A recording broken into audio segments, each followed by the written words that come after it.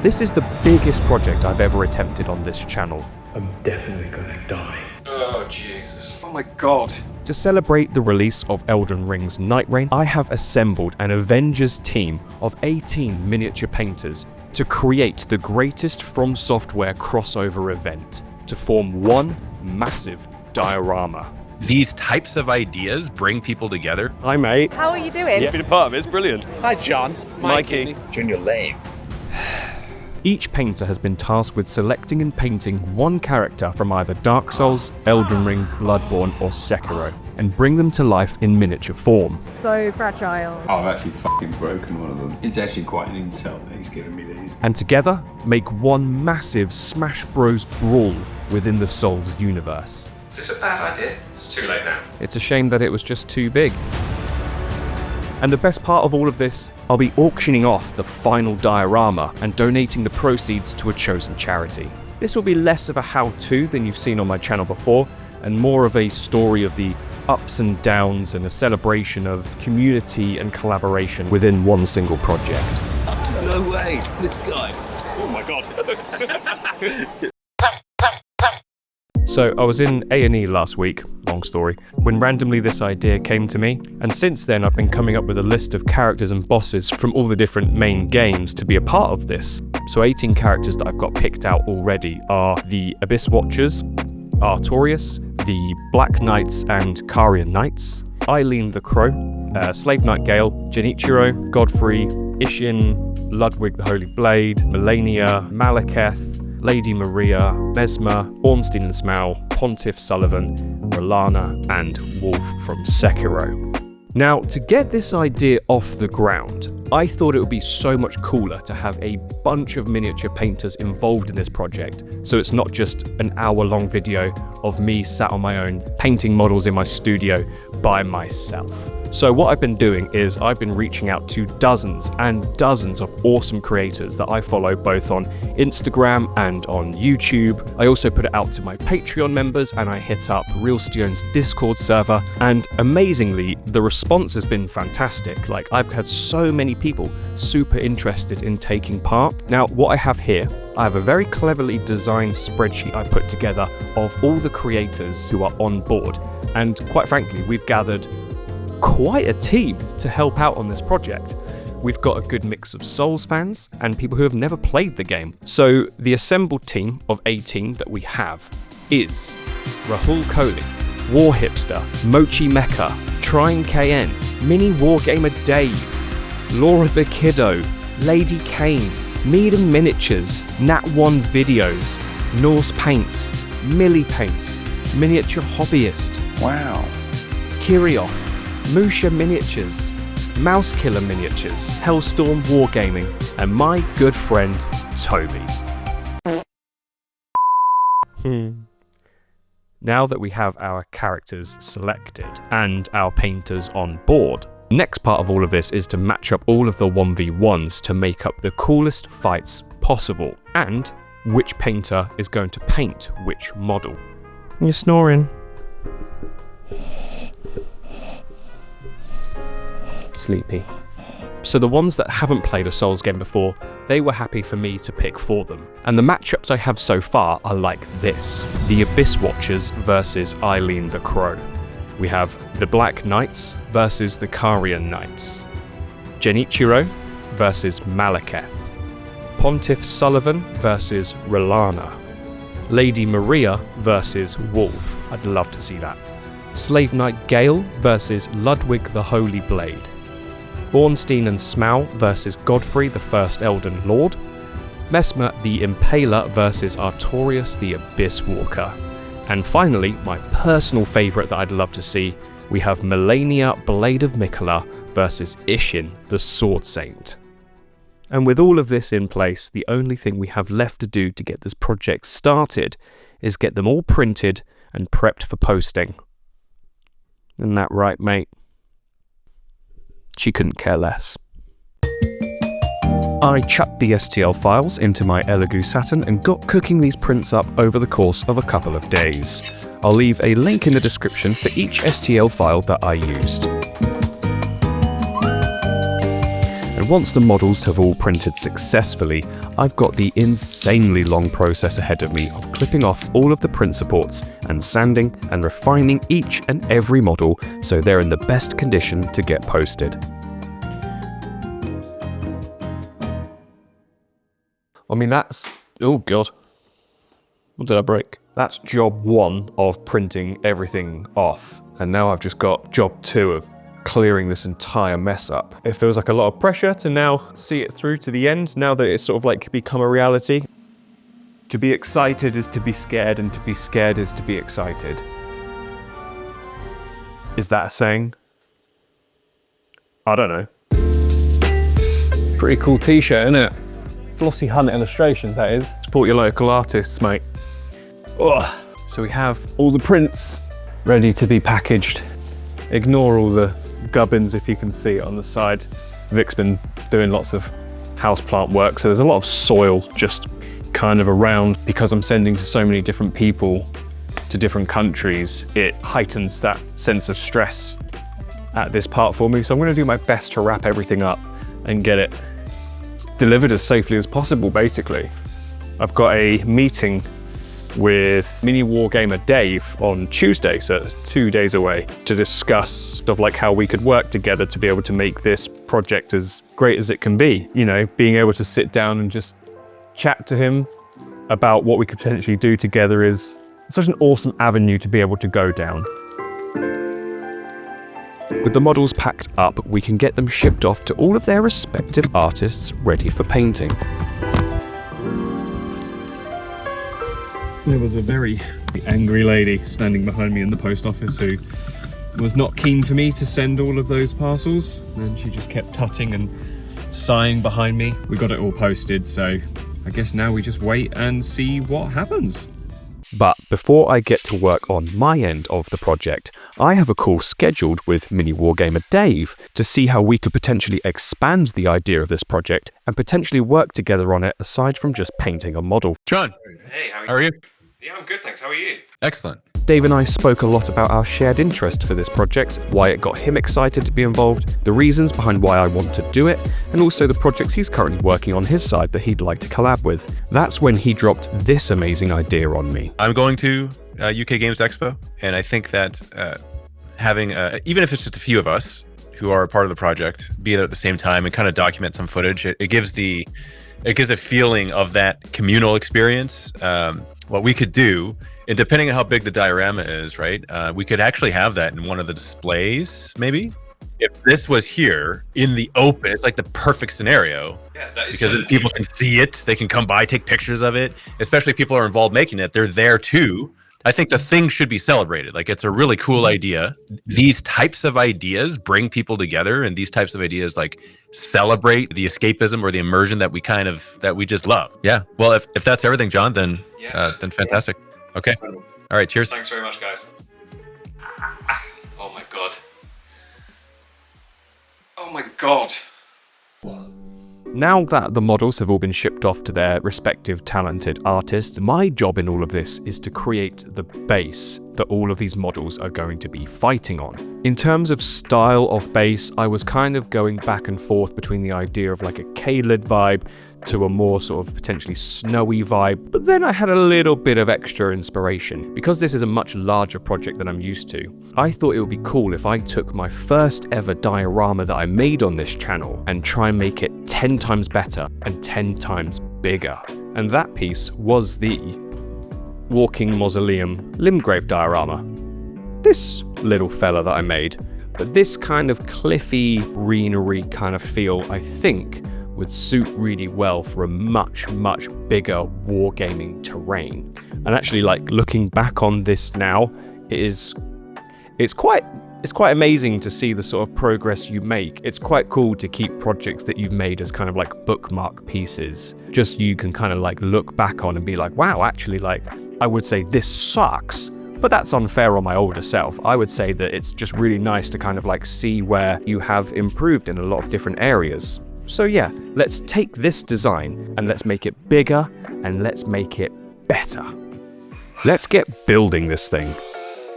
I have a big piece of wood cut to a 70 by 60 centimeter size, which should easily give us enough room to fit all of the models on. And seeing the size of just the flat base already has me questioning what the hell I was doing. Oh, Jesus. Is this a bad idea? It's too late now. Then it's the simple task of using up like half of my glue supply. It's like most of my glue used up. With it dried and glued in place, I can start shaping the base with my hot wire cutter. The idea being I'll make it in a similar way to my first diorama, where I have a bit of a rocky cliff face leading down to a lower grassy area, so we have a bit of separation and layering between a bunch of the bosses. I then realised I probably should have just built it up with different thickness of foam layers rather than just one big solid block. What I ended up doing was just whacking into it with a hammer and a chisel and sawing bits off where I could. Fortunately, all the bits that I did cut and rip off kinda look like big rocky boulders, which I can use to build up the terrain, so bit of a blessing in disguise. And after smashing all of the bits off onto the floor and having a little cleanup, I now have a general rocky cliff face design shaped up, to which the little broken boulder pieces can be stuck on top. Then all of the thinner, smoother bits can be our uneven grassy terrain around the lower area. It looks a bit mental right now, but trust the process, as once we start shaping it and smoothing out all of the sharp edges, it should start to look a bit more cohesive. And with a small hot wire cutter, I can just angle it and smooth out these sharp flat edges to start creating small smooth hills blending down into the floor. Then smacking a small real rock into our small foam fake rocks should add some natural definition and texture to turn them from things that kinda resemble rocks into things that actually look like rocks. And here is how the first stage of the build is looking. Even though we've got the general shapes sorted, it still does look incredibly weird and a bit janky, but at this point you gotta just kinda hold on hope and trust that process, and it might turn out okay. So the models have started arriving to the artists, so let's check in with our first artist of the video, Mochimeka painting Melania. To let you in on a little secret, I used to post Dark Souls lore content over a decade ago now, so when Dark Souls models approached me about potentially painting something, I had to pretend that that wasn't the coolest thing that anyone had messaged me about ever. I love Dark Souls, I love Elden Ring, oh, give me all of the things. I'm not used to painting humanoids, so this was a really fun challenge for me. I think it's the first time that I've painted skin, so I'm not over the moon with it, but it's a skill that I want to learn, and I'm really feeling inspired about talking about the lore side of things again, because it's something I'm really passionate about. So yeah, thank you Dark Souls models, and yeah, can't wait to play more. I'm gonna go play Night Rain though. Bye! Cheers Mochi! So at this point we need some gap filler to do as God intended for it, fill gaps. Either using some clay shaping tools to get it in the nooks and crannies, or just thumbing it in and smoothing it out, we should get a smooth connection line with no creases on the rocks. With our completed base foundation, we just need to prime it with a mix of Mod Podge and black paint. And whilst the prime dries, we can hop over to Warhipster and see how he's getting on tackling the biggest model of the diorama, Malekith. It's actually not that difficult a miniature to paint, or rather a character to paint, because pretty much all of Malekith is, well, it's black. Just going to kind of pick a couple of areas to do a little bit of Berserker Bloodshade. With that Berserker Bloodshade done, we then take some Druchii Violet. We're going to do the same thing, but we're going to do it in different places. I'm going to do this around his back. So we're going to apply the Druchii Violet like so. With all of that Retributor armor applied, as you can see, there's rather a lot of gold. And we're going to apply this quite roughly over the blade, and then pop back to Black Legion. We're then going to take some Skeleton Horde. We're going to apply this over top of the skulls, and we'll also apply this over top of all the candles. Ah man, Malekith looks so cool. Now, our primer has dried, so we need to make some thick mud to slop on it.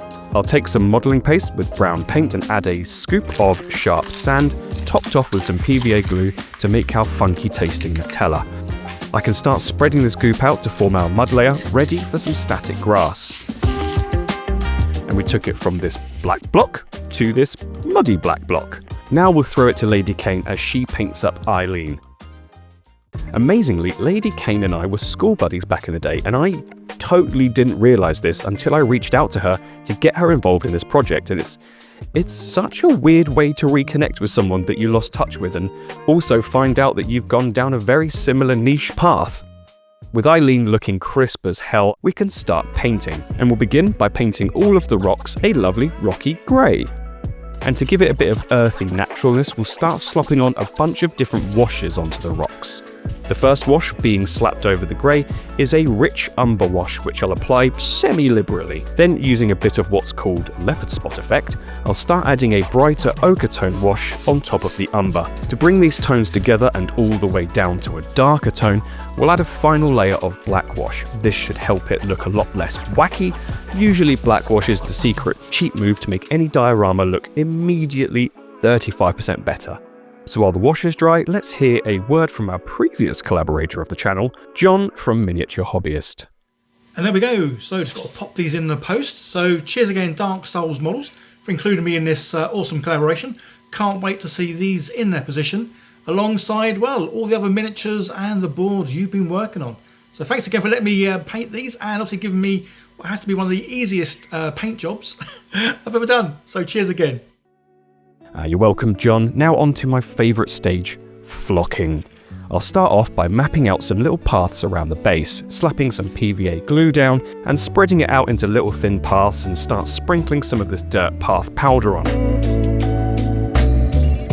Then I can dot around some gravel and small stones to bring a bit of natural variance to the rocks and paths. We can then begin applying some static grass to it. So I need to cover the entire area in some thin basing glue. I have a big tub of summer static grass, which is a lovely rich green tone, which I'll use all over the front half of the diorama and leave the back half clear for a different shade of grass to give us a nice blend between the tones.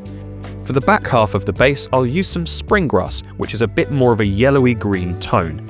And you'll see we get a nice gradient. It's always a good idea to spill your static grass on your desk as well for just total general area coverage. Then I can just finish off applying the static grass in the gaps, and eventually we can turn our base from this muddy block of foam to this lovely green slab of nature. Now after all the grass is applied and dried, I can start adding all of my extras, sprinkling different flocking powders on top of the rocks, little flower flock into the grass, and adding little clumps of foliage into the cracks and crevices of the rocks and cliffs, and any part that need a little bit of covering up. Whilst the flocking dries, we can catch up with Medan Miniatures, Mousekiller Miniatures, and Triumph KN with their models. Now, Medan Miniatures joined the project from Real Steon's Discord server, and I'm so glad they did, because the moment I checked out their Instagram and their awesome painting skills, I was very excited and very comfortable to hand over one of the larger and more complicated models for this diorama, Ludwig. The Mousekiller Miniatures is a great person in the painting community. He hosts the Hobby Corner podcast show on Instagram Live and loves chatting to people from all walks of life on there. He's super supportive and inclusive of everyone in the space, and just an all-round great guy.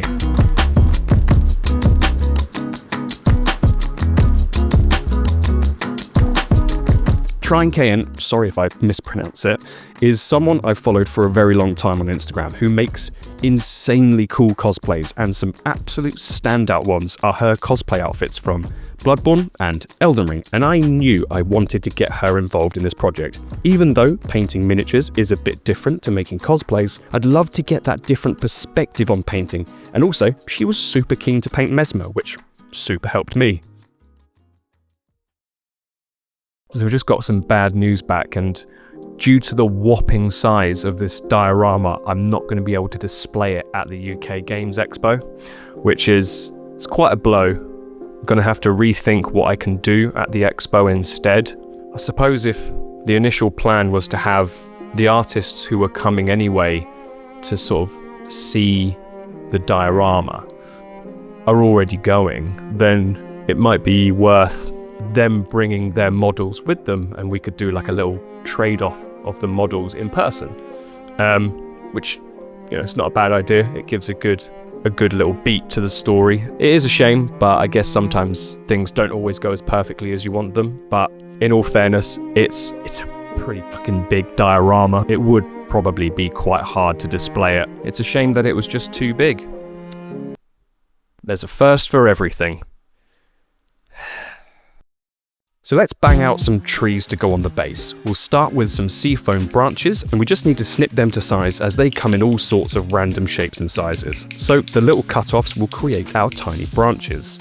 Then I'll grab some real twigs that are dried out and ready to craft, give them a quick snip, and we can begin hot gluing the seafoam branches to the trunks.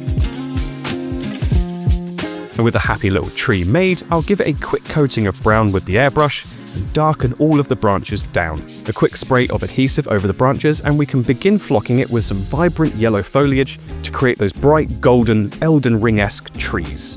I did that 5 more times to give us 6 tremendous trees. Now we can pop the trees to one side, head over to Kirioth, who took an absolute fan favourite to paint, Slave Knight Gale. Almost every bit of Gale was painted the same way, which is dry brushing, because that's the one thing that I can do. So when it comes to the cape, start out with a black base coat, move up to a dark red, then a lighter red, then mix in the goat paint, the best of all time ice yellow by Vallejo, mix it in with a bit of the lighter red to get that kind of dusty skull-like finish on the top sections and just highlight the fabric near the bottom. The sword was a nightmare because I have no idea how to paint something that looks like it's glowing but is also a bit rusty but is definitely damaged and still silver all at the same time. So, dirty down rust followed by a light stippling of orange and then dry brushing silver over the top. And praying it works, which it kind of did. Any black cloth was done using black Templar contrast paint from Games Workshop, bandages were done using a bone coloured paint and then putting Skeleton Horde contrast over the top, and his beard was simply painted white, because his beard's white. We've got some more bad news, sadly. There were problems with the model for Norse paints and it broke, and I don't have the time to print and send a new one, unfortunately, so that's a bit of a bummer. And also, Dave's schedule got really intense in the run-up to the UK Games Expo, which means he won't be able to paint Lady Maria, so that's a double bummer. The optimist inside me says I get to paint a couple of models in their stead. That's what we're going to do now. I'll begin with painting Lady Maria, and I'll keep the painting super snappy as I need to get back to finishing the base. I'll begin with painting her outfit base coat with some varying leather greys and browns. Then base her hair with some bone tone and the skin with some pinky flesh tone. Once all based, I can begin adding in the highlights on the clothes using progressively lighter shades of thin browns and greys, building up the colour and the contrast, separating the highlights to the shadows. Then just apply the same method for the hair and the skin. With some good contrast on the model, I'll edge highlight some gold onto the details of her outfit, and finish off with some metallics on her sword, and then we can paint the Carian Knight, which will begin with a lovely royal blue on the cloak, then a metallic base coat over the shield, the armour and the sword. And with a little bit of brown leather basing for the side pouch and the boots, I'll get to highlighting the cloak with some brighter light blue tones, following the shape of the fabric to give the higher areas more brightness. Tickle on some gold to the crests and to the metallic edges of the armour, and we can finish off with some highlights to the leather and the armour. I decided to make an extra Banished Knight to fight alongside this fella against the Black Knights, and I followed the same steps as the Carian Knight. And there we go, we've got 3 little lovely models done in record time. With my bits painted, we can head over to Millie Paint's channel and look at one of the more complicated models of the diorama, Godfrey. Now I'm very happy she was able to take on Godfrey, and also very much wanted to, as that is not an easy model to paint, but man, if you just go and check out Millie Paint's Instagram, you'll see why she can absolutely nail this one. She's a super talented miniature painter and has a seriously cool collection of insanely well painted Warhammer pieces. I'm very pleased this is the one model I didn't have to paint, because Millie will do it far more justice than I could, so thank you for taking this one on, Millie. Hey, it's me, editing John. Currently editing the video on my sofa. So, just extra bad news that comes with the territory of this project, it seems. One of the painters has got conflicting contractual obligations, which means they can't actually be named in this video, which is why I've already just gone back through and you can see that the name is just redacted. Just to clear that up, because it probably looks a little weird, but hey, these things happen. So, also, it just seems to be the way with this project is Laura the Kiddos Ishin that was sent from Germany. I guess German customs thought the model was too good and too cool and have decided that they want to keep it. So I don't know if I'm ever going to see that model anymore. Laura, I'm sorry. I'm really sorry. I don't know when it's going to arrive. Also, unfortunately, Musha Miniatures isn't able to do Genichiro, but what's super handy is Michael from Nat1 Videos wanted to make a whole diorama for his YouTube channel based off of painting Wolf from Sekiro. So he asked if he could print Genichiro and Ishin. Stars align sometimes, I guess. He's actually going to send over all 3 Sekiro models, which can be placed on the diorama. So bad news, good news. Thanks to Nat1 Videos for saving the day on this one. I guess German customs enjoy the model. Elegoo reached out to do a little collaboration again since we did the Saturn last time, and I told them all about what I'm planning with this big collaboration project, and they very kindly decided to help out in their way by sending a Neptune 4 Pro, which is a filament printer. So having a filament printer is a bit of new territory for me to figure out and understand. What I told them I'm going to be using it for is for a lot of the terrain that I'm going to be building into the large diorama. They screw into the top screw points.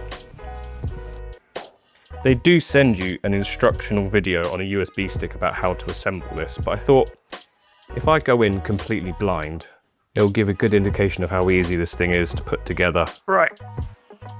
So there you get a good idea of the size of the thing. So here's our little monitor. Yep, that's why it's magnetic.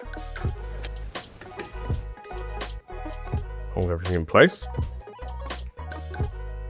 Ooh. I've just spent some time calibrating the machine, took about 15 minutes max. So what we're going to do is we're going to grab our PLA filament, pop it onto our spool, feed through our motion detector, put it through, there we are, through this little jobby here, and boom, there you go, you see some little dribble. We now need to test print. Insert the USB driver, and we're going to start printing.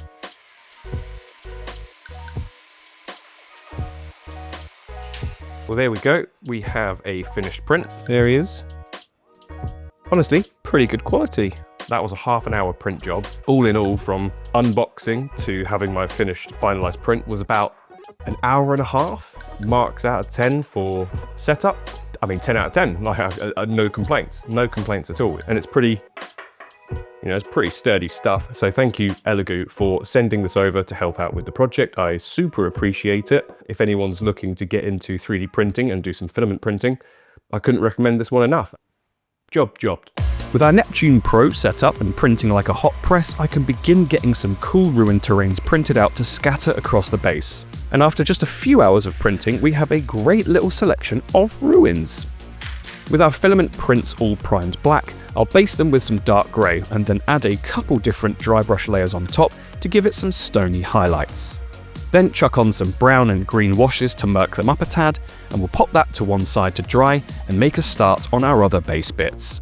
Starting with these flame chariots. I printed 2 of these on my Elegoo Saturn because I wanted a delicate hollowed out print that I could smash to pieces.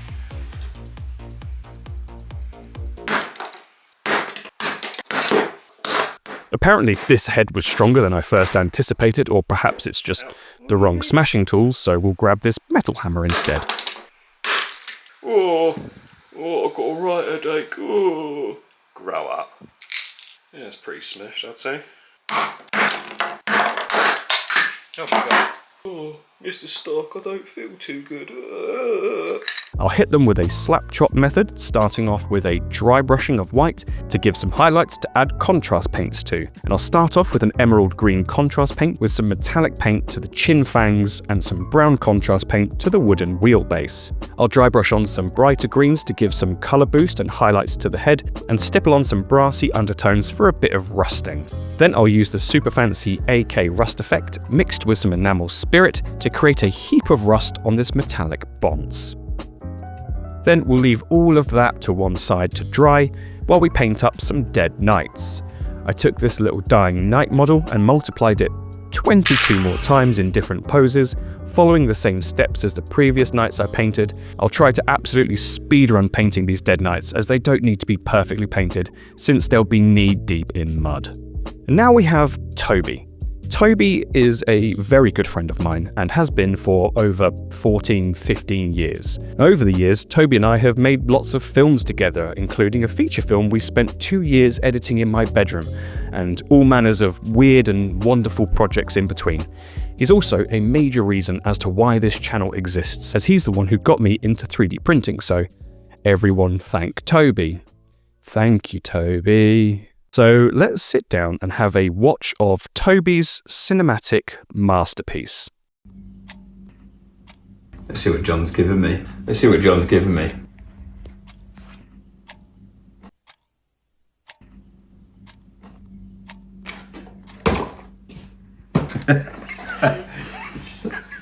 You get me opening it. Let's see what John's given me. Oh, I've actually fucking broken one of them. I broke it by putting it down. Oh, it's gonna be so long. It's like unbearably depressing. It's actually quite an insult that he's given me these. Check it out. John's not gonna use fucking more than 10 seconds of this shit. Good entertainment for him, though. Someone that prints miniatures for a living, he certainly made a very flimsy print. What did I teach you? What have you become? Been 2 days since the big snap. It's very annoying. I'm about to print me a new one because I'm so pissed off. All right, we're gonna try doing a little dry brushing of silver. Oh, I haven't fucking snapped it again, have I? Ah, fuck! Give that to John to fix. You film and paint, John. This is not a vibe. Oh yeah, give me that muted chrome. Don't care what anyone says, but sloshing fucking Nuln oil is absurdly satisfying. Chop and slapped. Let's wait 6 minutes. Perfect.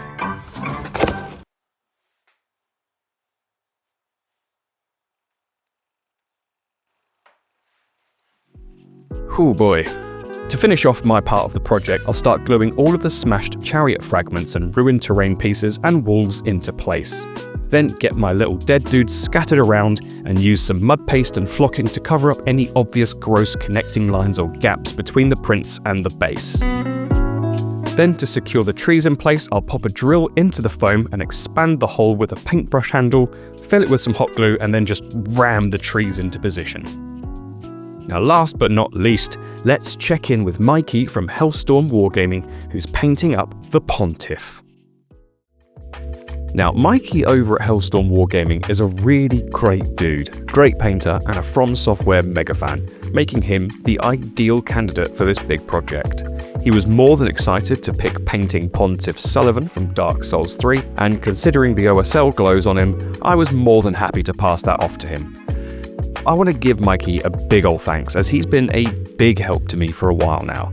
He's set me up with people to contact for this project and really went out of his way to help get people involved. I said I owe you at least 2 beers, Mikey, for that, and I haven't forgotten, so don't worry. He also helped in introducing me into the miniature painting community and setting me up with contacts and getting me involved within events at the UK Games Expo. Here he is packing up that model to bring along and hand over to me at that expo, which beautifully segues us to... So we are off to the UK Games Expo. Gonna meet Toby at the hotel. He absolutely lives for this shit. And we're gonna be meeting a bunch of different painters who are involved with this project. They're all bringing their models they've painted to the expo to hand over. So yeah, should be a good weekend. I'm definitely gonna die. I feel like I'm staying in a liminal space.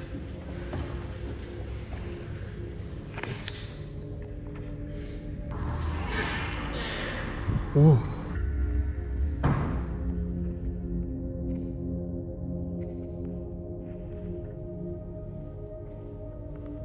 This is not off to a fucking hot start.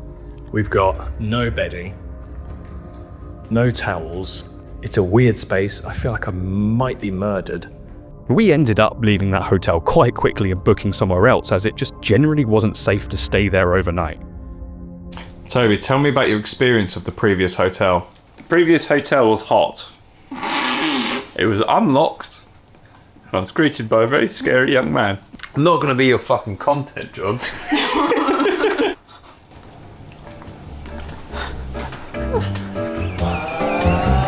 After the ordeal of the first night, we were ready to hit up the NEC to check out some games and meet the team. I'm not a force to be reckoned with. It's going to be your whole video to be Dickie. Junior, you're the best. Take it on camera. One more time. Junior, lame. One more time. Junior, you're the best. Before meeting everyone, we had a little wander around the expo, tried out a couple of games, and got a good lay of the land. Do you want to fight? Yeah. Do you like a fight?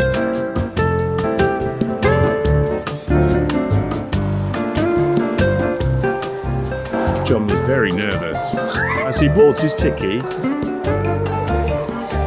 It's so small. So many models. Is this thing on? Held tall, and I'm very strong and a fast runner.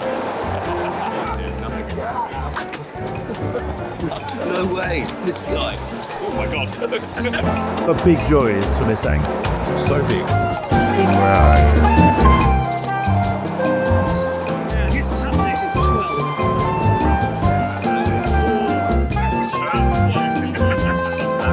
As an adult, I'm coming with hands inside.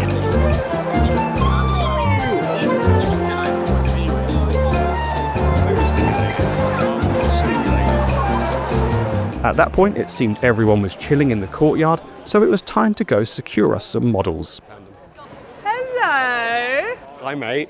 How's it going? Hey, are you alright? How are you? I'm really good. How strange. Way too. Excellent. Can I take a look? Yeah, cool. I'm so excited. Hell yeah. Eileen. I had so much fun doing it. Yeah. It was a really good laugh. Yeah. As I said before, myself, Chloe, and her partner Becky were school friends ages ago, and it was literally by coincidence that we reconnected through this project. We haven't spoken in about 16 years, so it's quite amazing to meet again in this way. Josh and Millie were hanging out on the other end of the courtyard with their models in hand. Hi. How's it going? Good to meet you. Yeah, I'm really good, thanks. Good to properly meet you. You brought it in the box as well. Oh, gee. Now that's excellent. Yeah, I got 18 in total. Oh my goodness, hang on. Thanks, by the way. We've been a part of it. It's brilliant. God damn, man. There are some excellent bits here. Was it good to paint? Yeah, it was. Yeah. It was, yeah. Excellent, man. Then the absolute ledge Mikey rocked up with his pontiff. There he is. There you go. Thanks so much, mate. Well, you're welcome. Oh my god. Okay, bye. Hello, mate. Lovely to meet you. Yeah, it's good to meet you. Fine. I'm really good. What's your human name, Mr. Dark Souls? John. Hi, John. Mikey. Nice to meet Really good to meet you, mate. Oh my god. Have a bang on that. Cool. You've absolutely smashed that one, mate. That's so good. Got so many toys. Got so many toys. First day of school, success. It was such a pleasure meeting those guys properly after chatting for so long online, especially Mikey, who I've been talking to for the past 2 years or so, and finally getting to meet him in person. We only had one model left to grab, which was Melania from Mochi Mecca. John has one more person to find to complete his diorama. Yes. Off he goes. Big day out on his own. He's doing great. He's on his own. Oh my god, it's in a little box as well. I'm not a figures person, so I was stressing yesterday. Oh, really? Being like, oh yeah, because not my best work. I'm so. No, she's great. She's so fragile. I really wanted It's to do. frightening, isn't it? Really wanted to do more work on the shields, but Yeah. not the shields. The sword. Cape. Oh, the cape. And I snapped it maybe twice. I've broken so many of them. And with that, we've got all the models in my bag, and we were free to enjoy the rest of our time at the Games Expo. Shout out to all the people we met there. It really was such a great group of people. Toby, what's your favourite thing about Birmingham so far? Probably all the boys down the alleys.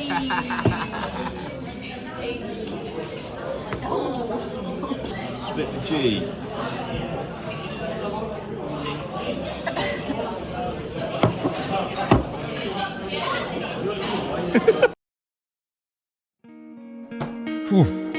Well, we're back home and we have a collection of boxes to open here, filled with the models we can get attached to the base. There is one missing from all of this, sadly, which is Raoul Coley's one. He got booked really recently on a new TV series, which has kept him away from home, so he hasn't had time to go back and finish painting Artorias. But by way of apology, Rahul has said that he will be donating to the charity to still help out this project in some way, which is awesome. So as soon as I got back from the UK Games Expo, I painted up Artorias here. So let's get these boxes opened and take a look inside. It's extremely exciting opening all of these boxes full of models sent from people from all over. We've had people involved from across America, the UK, and across Europe from multiple countries, which is quite amazing. Now we have a full collection of painted models. Let's see them all one by one.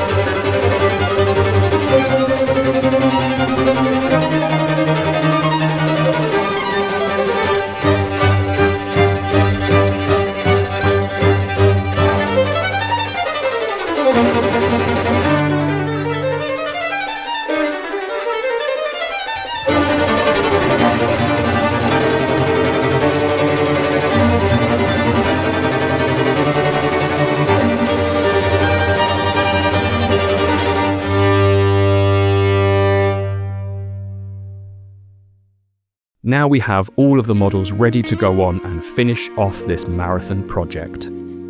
The way I'm attaching them to this base is by way of magnets.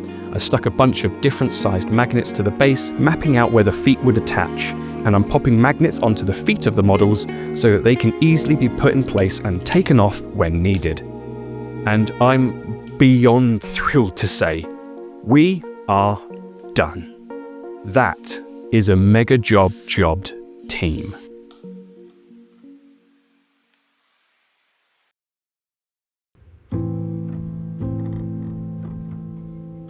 Now this has been 4 months of my life bringing this project to life, but seeing the whole thing come together is really quite an amazing feeling, and it's really quite an achievement from all people involved in this. But over the 4 months that I've been working on this project, so much has taken place in my life whilst bringing all of this together.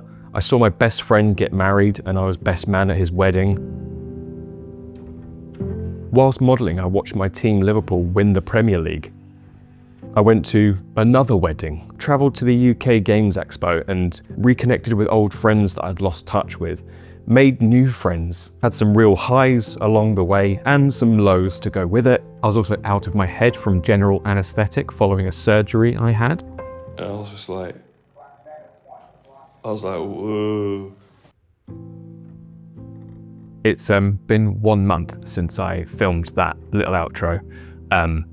So it's actually been 5 months since I started this whole thing. I intended for this video to come out for the release of Night Rain, which was the beginning of June, and it's now early July.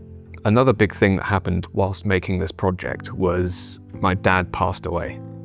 Obviously brought a lot of this to a bit of a stop. I needed to sort of take time to sort of be with my family, and the reason I'm talking about this is because my whole point of making this big diorama with a bunch of people was so I could auction it off for charity and also put a fundraising link to a charity in this video. I didn't have a clear idea of which charity I was going to donate to. One of my dad's last requests was He wanted people at his funeral. Oh, sorry. He wanted people at his funeral to donate to prostate cancer because he was diagnosed with prostate cancer earlier this year. Now, YouTube already has a fundraising capability for cancer research, so the link in the description will be a fundraising link where you can donate to cancer research. And as and when I am able to auction off this diorama, I will donate the proceeds to prostate cancer research, per my dad's wishes. I'm not 100% sure exactly what date and time that the final sale from the auction will happen. But what I'm most likely going to do is set up some sort of eBay auction. Hopefully, we'll leave a link in the description below. But for the purposes of this video, I'm not 100% clear of what it's going to be. Like I said from the bit that I recorded a month ago, so much has happened over the past 5 months, both bad, sad, and wonderful. It's been a real 5 months of my life of so many events that have been put into this project itself. So this project and this video means a great deal to me. And regardless of all the sentimental ties that I now have associated with this project, I really want to give a deep thanks to everyone who has been involved in this project, no matter how big, no matter how small, no matter if you managed to see it through from the start to the end. The amount of people that wanted to be a part of this has been so much more than you could know. Again, one massive thank you to everyone that's been involved. And thank you at home for watching. I'm sorry to sort of come away at the end on a bit of a sad note, but I felt it was important to explain what this project means to me, why I've chosen these specific charities, and why it's taken so long to get this done. But I'm really grateful that I've been able to bring this to life, and I'm very grateful for everyone's help in making that a reality. Will I do this again? I probably won't do it as big next time, but I would really like to make this a yearly thing where I do a big charity piece, which is a collaboration with as many or as little people as I possibly can. I think I maybe went a bit too big this time and involved too many people, which made it quite a challenging project. But I would like to do this as a recurring thing and to kind of preserve my dad's legacy, as it were. It's enough of the sad stuff. Thank you everyone for watching. Thank you everyone for taking part. I'm going to take a breath and we're going to look at some really cool glamour shots of the final project put together.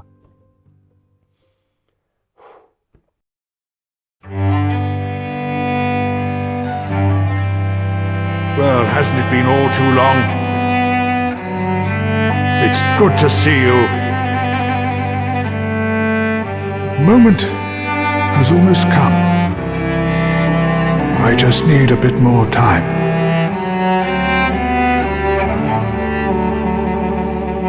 I've my own road to take, and a duty to fulfill.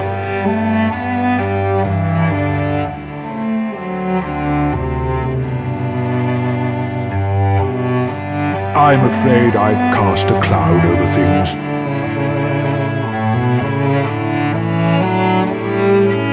I could have not kept my promise without you. Now, for a final toast. To your valor, and my old friend Yorm.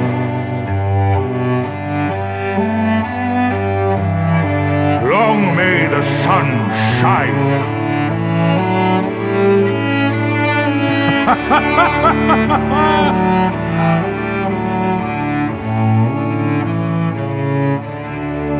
Until we meet again,